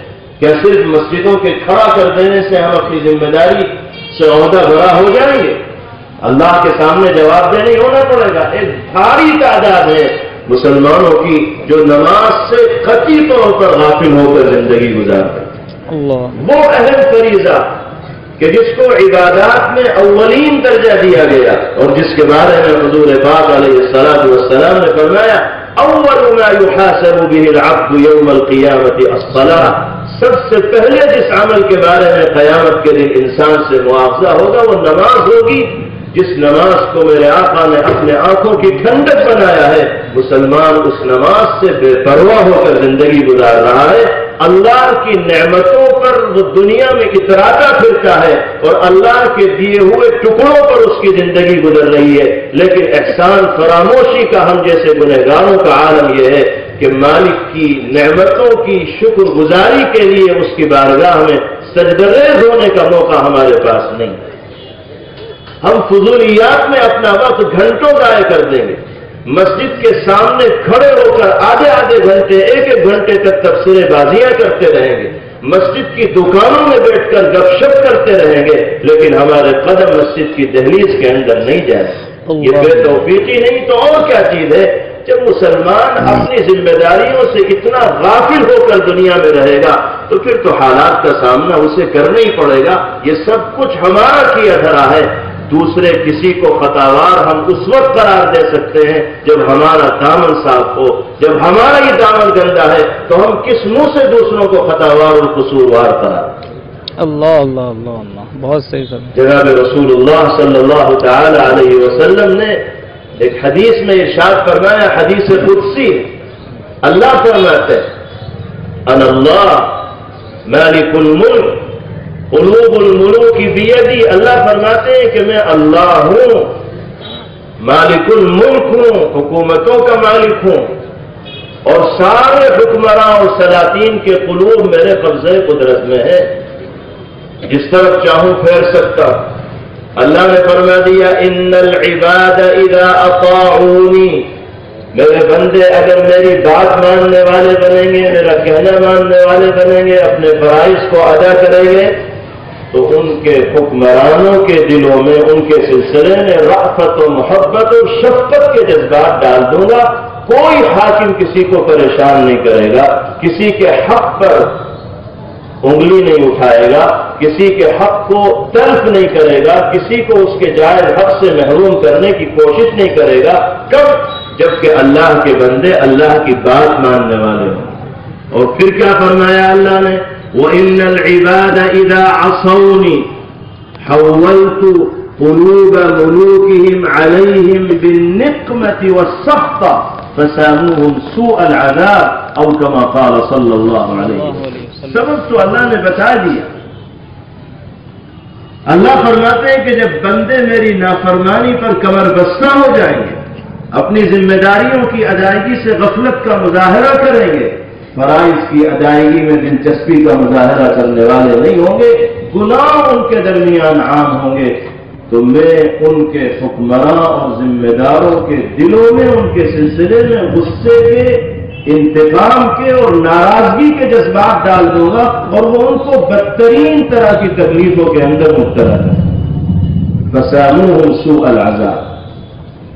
آج ہمیں حکمرانوں سے شکوہ ہوتا ہے، حکومتوں سے شکایت ہوتی ہے کہ حکومت ہمارا فلاں حق نہیں دے رہی، حکومت ہمارے لا کے اندر مداخلت کر رہی ہے، ہم اس مداخلت کو برداشت نہیں کریں گے، ہم اسلامی قوانین میں کسی طرح کی ترمیم کو گوارا نہیں کریں گے۔ یہ نعرہ لگاتے وقت میرے بھائیوں ہم اس وقت اچھے لگیں گے جب ہم اپنی زندگی میں اسلامی قوانین اور تعلیمات کو نافذ کرنے والے ہوں۔ اگر کوئی برسر عام ہم سے یہ پوچھ لے کہ تم اسلامی قوانین کی حفاظت کے لیے اپنی جان کی بازی لگانے کے لیے تیار ہو، ذرا یہ بھی تو بتاؤ میاں تمہارے اندر کس درجہ اسلام پایا جا رہا ہے، تو ہم کیا جواب دیں؟ ہم اپنے آپ کو تو مسلمان بنائیں، یہ طاقتیں تو خود دفن ہو جائیں گی۔ ان کو موقع اسی لیے مل رہا ہے کیونکہ ہم نے اسلامی تعلیمات اور ہدایات پر عمل کرنا ترک کر دیا۔ اللہ فرماتے ہیں، اسی حدیث کے آخری جملے ہیں اور آخری الفاظ ہے، فَلَا تَشْغُلُوا أَنفُسَكُمْ بِالدُّعَاءِ عَلَى الْمُلُوكِ۔ ان حکمرانوں کو، سلاطین کو اور ذمہ داروں کو برا بھلا کہنے میں اپنا وقت ضائع مت کرو، اپنے آپ کو اللہ کی طرف متوجہ کرنے والے، الحاح و زاری کرنے والے، گناہوں کے سلسلے میں مغفرت اور معافی کے بھیک مانگنے والے بن جاؤ، میں تمہارے لیے تمام دشمنوں سے دفاع کرنے کے واسطے کافی ہو جاؤں۔ یہ اللہ نے وعدہ فرمایا کہ مجھ سے لو لگاؤ، میری جانب متوجہ ہو، امور تو میرے قبضے قدرت میں ہے، میں تمہارے ہر مشکل سے تمہیں نکالوں گا اور ہر طرح کے حالات سے نکلنے کا راستہ تمہارے سامنے پیش کر دوں گا۔ یہ اللہ وعدہ فرما رہے ہیں۔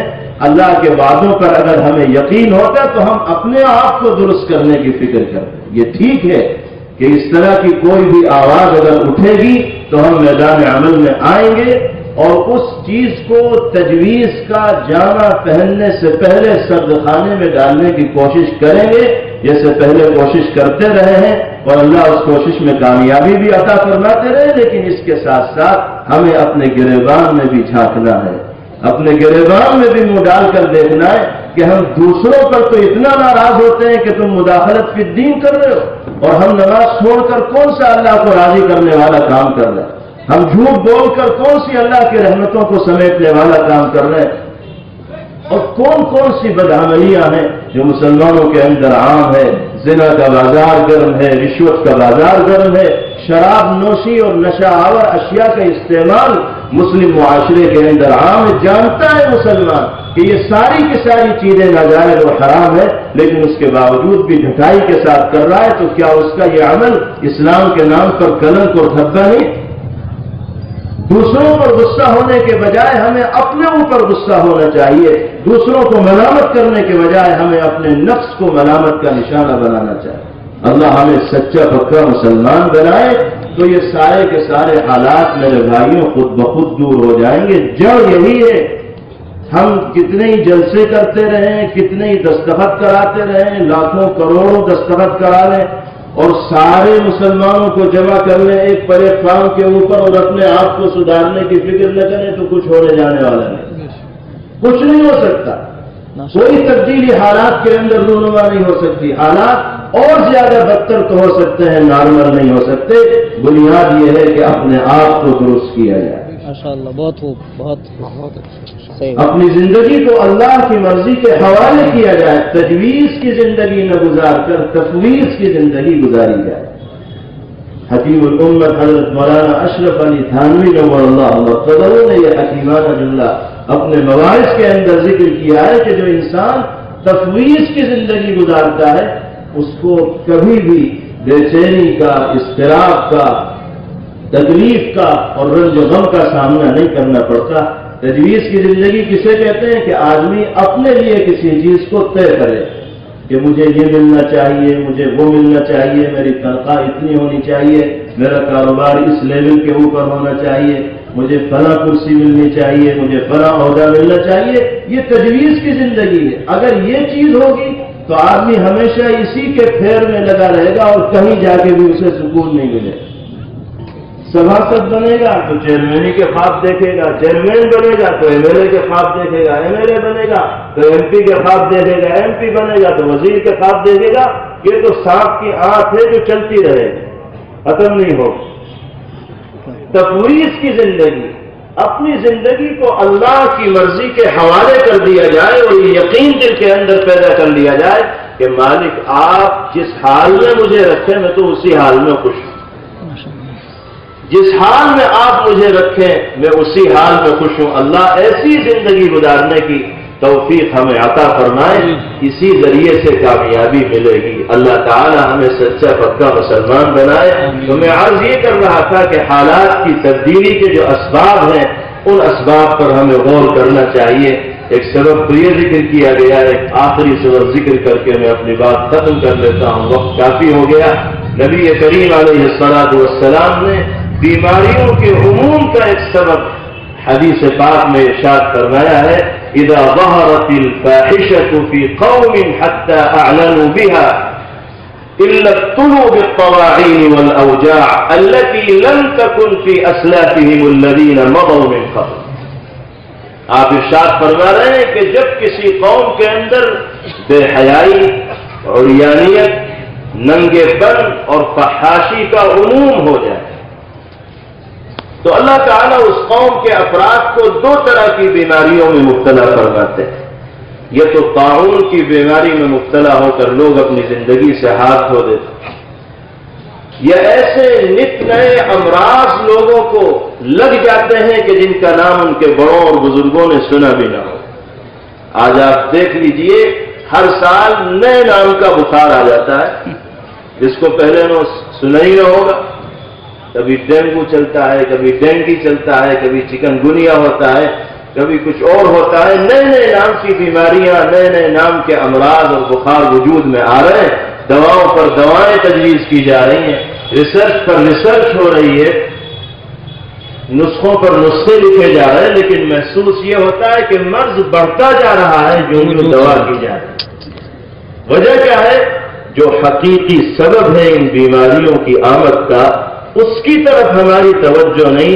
جس سوراخ سے یہ گندگی آ رہی ہے اس کو بند کرنے کی کوشش نہیں کی جا رہی۔ اللہ، بے حیائی، عریانیت اور ننگے پن کا ایسا سیلاب ہے کہ جس میں ہم جیسا گنہگار سر کے بالوں سے لے کر پیر کے ناخنوں تک ڈوبتا ہوا اور غرق ہوتا ہوا دکھائی دے رہا ہے۔ اور اب بے حیائی دنیا کے اندر فیشن کی شکل اختیار کرتی چلی جائے، اور یہ بات بالکل صفائی کے ساتھ کہی جا سکتی ہے کہ آج کے دور میں بے حیائی کے عموم میں سب سے بڑا کردار اس موبائل کے غلط استعمال نے ادا کیا۔ اللہ، صحیح استعمال کیا جائے تو بہت مفید چیز، معلومات کا خزانہ اور لائبریریوں کی لائبریریاں اس کے اندر موجود ہیں، لیکن انگلیوں پر شمار کیے جا سکتے ہیں وہ لوگ جو اس آلے کا صحیح استعمال کرتے ہوں۔ اکثریت ایسی ہے کہ جس کو شیطان نے غلط استعمال کا لتی اور عادی بنا دیا، اور جب سے یہ جیو کا سم نکلا اس نے تو پٹرا ہی بٹھا دیا، استغفر اللہ، سارا ہی کھیل اس نے بگاڑ دیا۔ اور گندگی میں اتنا گہرا نوجوانوں کو اس نے دھکیل دیا ہے کہ اب وہ نکلنا بھی چاہیں تو جلدی سے نکل نہیں پائیں گے. اس لیے کہ جب آدمی کسی چیز کا عادی ہو جاتا ہے تو پھر علاج کرنا پڑتا ہے عادت چھڑانے کے لیے. شراب کا جو آدمی، نشے کا جو آدمی عادی ہوتا ہے تو باقاعدہ ہاسپٹلز ہیں ایسے لوگوں کے لیے جو نشے کے عادی ہوں، نشہ چھڑانے کے واسطے. اور موبائل میں گندی تصویریں دیکھنا یہ بھی شراب کی طرح ایک لت ہے اور نشہ ہے. اور جس نوجوان کو یہ لت لگی ہوگی وہ آج اگر نہیں سمجھے گا تو کل اسے خون کے آنسو رونا پڑے گا اور وہ اس گندگی سے نکلنا چاہے گا بھی تو نہیں نکل پائے گا. نہیں، میں بہت درد دل کے ساتھ عرض کرنا چاہتا ہوں، اپنا نقصان کر رہے ہیں، اپنے مستقبل کو برباد کر رہے ہیں، اپنی زندگی ہی کو خراب کرنے کی کوشش کر رہے ہیں. رشتے ناطوں کو توڑ کر رکھ دیا ہے اس موبائل میں. اب ہمیں فرصت نہیں کہ ہم بیمار کی مزاج پرسی کے لیے چلے جائیں، یہ کسی گھر میں کسی کا انتقال ہوا ہو تو اس کی تعزیت کے لیے چلے جائیں. ہمیں تو ذرا سا موقع ملتا ہے تو موبائل میں لگ جاتے ہیں.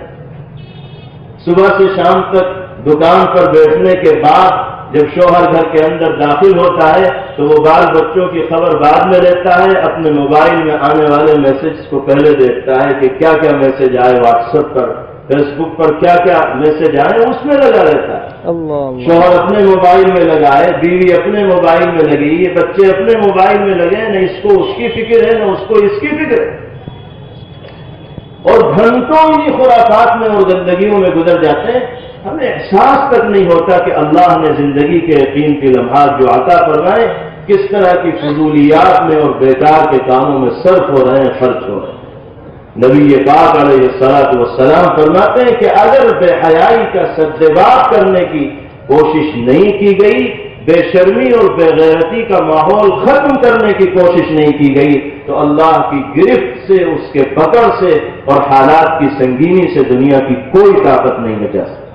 اس لیے ہمیں اپنے آپ کو سچا پکا مسلمان بنانے کی ضرورت ہے، اور جو گندگی ہمارے معاشرے کے اندر ناسور بن کر پنپ رہی ہے اس کو جڑ سے ختم کرنے کی ضرورت ہے. اپنی مستورات کو، ماں و بہنوں کو پردے کا پابند بنانے کی ضرورت ہے. بڑی بے شرمی کی اور بے غیرتی کی بات ہے کہ ہماری نوجوان بچیاں نیم عریاں لباس پہن کر اسکولوں میں جاتی ہیں، کالجوں میں جاتی ہیں. کہاں چلی جاتی ہے ہماری ایمانی غیرت و حمی؟ ہم اسلام کے نام لیوا جناب محمد الرسول اللہ صلی اللہ تعالی علیہ وسلم سے محبت کا دعویٰ کرنے والے حضرت فاطمہ الزہرا اور سیدہ عائشہ صدیقہ رضی اللہ تعالی عنہا سے جذباتی عقیدت کا دعویٰ کرنے والے، اور عمل ہمارے گھروں کا یہ ہے، صورتحال ہمارے گھروں کی یہ، کیا منہ دکھائیں گے ہم اللہ کو اور اللہ کے رسول صلی اللہ تعالی علیہ وسلم کو؟ اگر ہم نے اپنے گھر پر بھی قابو نہیں پایا تو پھر ہم اللہ کے سامنے کوئی جواب نہیں دے سکتے، اور وہاں ندامت کا اور شرمندگی کا سامنا کرنا پڑے گا. اللہ ہمیں اپنی ذمہ داریوں کو حسن و خوبی کے ساتھ ادا کرنے کی توفیق عطا فرمائے. تو میرے عرض کرنے کا اور گفتگو کا منشا یہی ہے کہ حالات واقعتاً سنگین ہیں اور خطرناک ہیں، اور مختلف طریقے سے دشمن ہمیں، ہمارے مذہب کو، ہماری شریعت کو، ہمارے قانون کو نشانہ بنا رہے ہیں. ہم ان دشمنوں کا دانت کھٹا کر کے رہیں گے، ان کے مقابلے کے لیے میدان عمل میں آئیں گے اور منہ توڑ جواب دیں گے، اور انشاءاللہ کامیابی ملے گی. اس لیے کہ دین ہمارا نہیں اللہ کا ہے. الاسلام یعلو ولا یعلی. یہ تو صداقت کی وہ چٹان ہے کہ جو طاقت بھی اس سے ٹکرائی ہے پاش پاش ہوئی. ان سے زیادہ طاقتور اس طاقت سے ٹکرا کر پاش پاش ہو گئے. ان کی کیا ضرورت ہے ہمت؟ یہ کس کھیت کی مولی ہے، یہ بھی دفن ہو جائیں. یہ یقین تو دل کے اندر ہے، لیکن اس کے ساتھ ساتھ ہمیں اپنے آپ کو بھی بنانے کی اور سنوارنے کی فکر کرنی چاہیے. صرف دوسروں کو لعنت ملامت کرنے سے کچھ حاصل ہونے والا نہیں ہے، اپنی فکر کی جائے. اللہ تعالیٰ یہ سچی فکر ہمارے دلوں میں پیدا فرمائے اور ہمیں سچا پکا مسلمان بنائے. اور جو مہم ہمارے اکابر بزرگان دین اور ذمہ داران کی طرف سے اس وقت حالات کا رخ بدلنے کے لیے چلائی جا رہی ہے، چاہے وہ دستخطی مہم ہو، یہ اجتماعات ہوں مختلف مقامات پر دینی تحفظ شریعت کے عنوان پر، اس میں پوری دلچسپی اور ذوق و شوق کے ساتھ شریک ہونا ہے، اور اس پیغام کو بھی عام کرنا ہے کہ ہم اپنے آپ کو بھی شریعت کا صحیح شکل میں پابند بنائیں، اس لیے کہ زندگی اور حالات اسی سے تبدیل ہوں۔ جمیعۃ الماہین جو اپنا 33واں اجلاس عام حضرت خواجہ معین الدین چشتی اجمیری نور اللہ مقدہ کے نگری اجمیر شریف میں کرنے جا رہی ہے، وہ بھی اسی سلسلے کا اور کامیابی کے مقاصد کو حاصل کرنے کا ایک حصہ ہے۔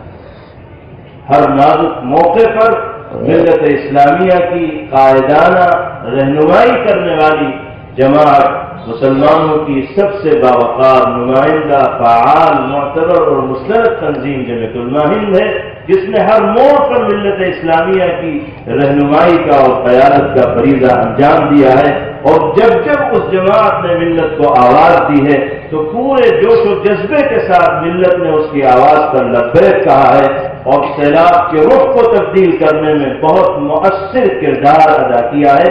جمعیت کی تاریخ ہمیں یہ بتاتی ہے، اور اس پوری تاریخ کو یہاں بیان کرنے کی ضرورت نہیں، آپ اجمیر کے اجلاس میں شرکت کیجیے، آپ کو جمعیت کی صحیح تاریخ کا بھی اندازہ ہوگا، ملک اور سارے عالم کے مسلمانوں کی صورتحال بھی آپ کے سامنے آئے گی۔ اس اجلاس کا موضوع صرف طلاق ثلاثہ یا تعدد ازدواج یا اسلامی قانون نہیں ہے، بلکہ 26 موضوعات ہیں جن پر اس 2 روزہ اجلاس میں بحث ہوگی باقاعدہ، اور سارے ملک سے ہزاروں نمائندگان تشریف لائیں گے جو 2 دن تک بحث و مباحثہ کریں گے، اور آخری دن یعنی 13 تاریخ کی آخری نشست میں 2 دنوں کا جو خلاصہ اور نچوڑ ہے وہ مجمع عام کے سامنے پیش کیا جائے۔ اس میں بہت سے عناوین ہیں، صرف ان عناوین ہی کو شمار کیا جائے تو اس میں کافی وقت لگ جائے گا۔ ملت اور ملک اور قوم جن جن حالات سے دوچار ہے، ان تمام حالات کے اوپر غور و خوض کیا جائے گا، لاہ عمل طے کیا جائے گا۔ تو یہ ہماری دینی، ملی اور اخلاقی ذمہ داری اور فریضہ ہے کہ ہم اس اجلاس کو تاریخ ساز بنائیں، اللہ اس کو کامیابی سے ہمکنار فرمائے، اور ہر طرح کی حائل اور رکاوٹوں سے جو انعقاد کے سلسلے میں آ سکتی ہیں اللہ تعالیٰ دور فرمائے، اور اس اجلاس کو اللہ تعالیٰ اس ملک کی تاریخ میں ایک انقلابی موڑ اور قدم کی حیثیت عطا فرمائے۔ آپ حضرات جے پور کے ہیں اور اجمیر جے پور سے دور نہیں ہے، آپ کی حیثیت تو اس اجلاس کے لیے میزبانوں کی ہے۔ ماشاءاللہ بہت خوب۔ دور دراز سے لوگ اس اجلاس میں شرکت کے لیے آ رہے ہیں۔ میرا آنا امروہہ سے ہوا ہے، میں اپنے ضلع کے بارے میں بتا سکتا ہوں کہ 55,000 60,000 کی بسیں بک کر لی ہیں لوگوں نے اس اجلاس میں آنے کے لیے۔ ماشاءاللہ ٹرینوں سے ٹکٹ کرا رکھے ہیں، اپنی ذاتی گاڑیوں سے آنے کا پلان بنا رکھا ہے، اور اس طرح یو پی کے مختلف اضلاع سے اسی طرح لوگ بڑی تعداد میں آ رہے ہیں۔ تو اتنی دور دراز سے اتنے پیسے خرچ کر کے بھاری تعداد میں لوگ آئیں اور قرب و جوار کے لوگ اس میں دلچسپی کے ساتھ شریک نہ ہوں، تو اس سے اچھا پیغام نہیں جائے۔ آپ کی حیثیت تو میزبانوں کی ہے، آپ کو تو بالکل جٹ جانا چاہیے، لگ جانا چاہیے، اور اس اجلاس کو کامیاب کرنے کے لیے اللہ کے حضور میں رونا اور گڑگڑانا بھی چاہیے، اور سچے دل سے دعا بھی کرنی چاہیے، اور عملی تعاون پیش کرتے ہوئے اس میں شرکت کو یقینی بنانا چاہیے۔ دعا ضروری ہے، دعا کے بغیر کام نہیں چلے گا۔ اللہ کی طرف پورے طور پر متوجہ ہو جائے، اور پھر جب وقت آئے تو میدان کے اندر چلے جائیں، انشاءاللہ مدد الہی شامل حال ہوگی۔ اللہ ہمارے مل بیٹھنے کو اور کہنے سننے کو قبول فرمائے، اور دونوں جہاں کی کامیابیوں سے سرفراز فرمائے۔ وآخر دعوانا ان الحمدللہ رب العالمین۔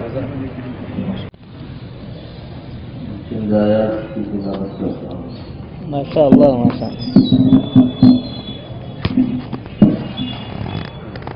أعوذ بالله من الشيطان الرجيم بسم الله الرحمن الرحيم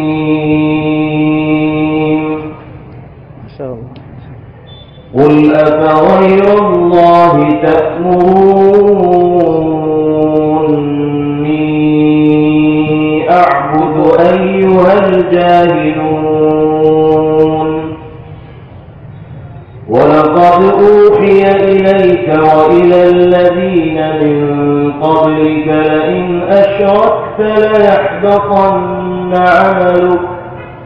لئن أشركت ليحبطن عملك ولتكونن من الخاسرين. ما شاء الله.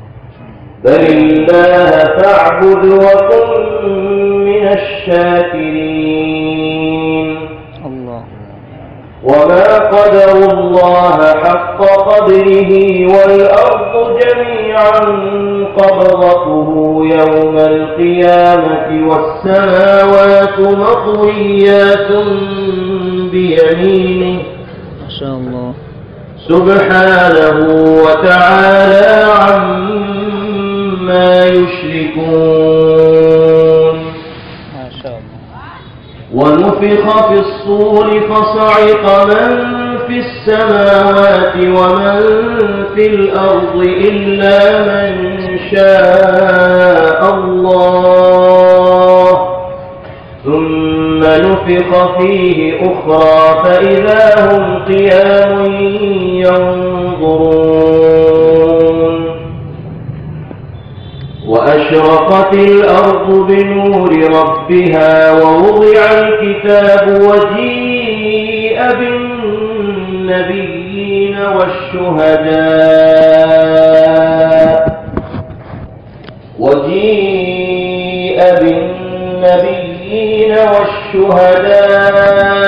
وقضي بينهم بالحق وهم لا يظلمون. ووفيت كل نفس ما عملت وهو أعلم بما يفعلون. وسيق الذين كفروا إلى جهنم زمرا حتى إذا جاءوها فتحت أبوابها وقال لهم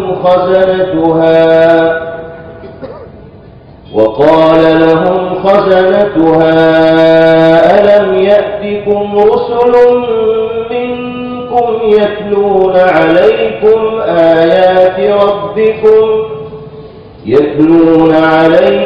آيات ربكم وينذرونكم لقاء يومكم هذا قالوا بلى ولكن حقت كلمة العذاب على الكافرين. قيل ادخلوا أبواب جهنم خالدين فيها فبئس مثوى المتكبرين. وسيق الذين اتقوا ربهم إلى الجنة زمرا حتى إذا جاءوها وفتحت أبوابها وقال لهم خزنتها سلام عليكم طبتم فادخلوها خالدين. وقالوا الحمد لله الذي صدقنا وعده وأورثنا الأرض نتبوأ من الجنة حيث نشاء فنعم أجر العاملين. وترى الملائكة حافين من حول العرش يسبحون بحمد ربهم وقضي بينهم بالحق